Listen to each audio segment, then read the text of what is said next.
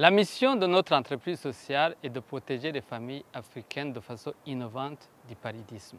En 2017, suite à une étude réalisée sur le terrain, nous avons appris que les mères de famille lavent et hydratent systématiquement leurs enfants le soir, au moment où ils sont vulnérables contre les moustiques vecteurs du paludisme. Nous avons alors développé Maya, une pommade à utiliser au quotidien, hydratante et efficace contre les moustiques.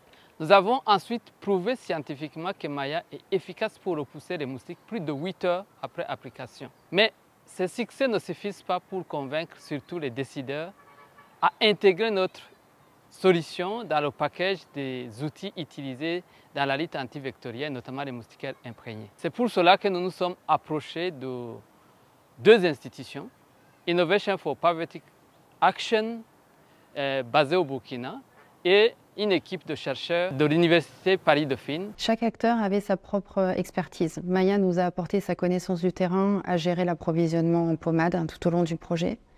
IPA a piloté les phases opérationnelles du projet, y compris la collecte de données.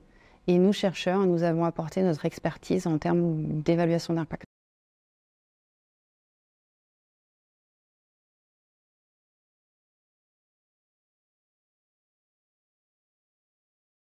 En tant que chercheurs, nous apportons toute la réflexion sur les questions de recherche et la méthodologie pour les traiter.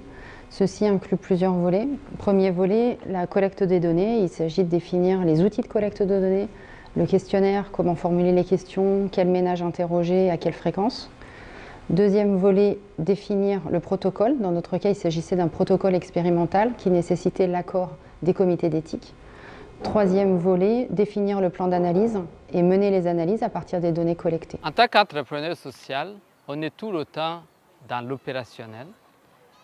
Et réaliser une étude comme ce que nous avons fait avec nos partenaires, ça nous permet de prendre un peu du recul pour bien réfléchir sur les choses qu'on connaît et surtout ce qu'on ignore encore.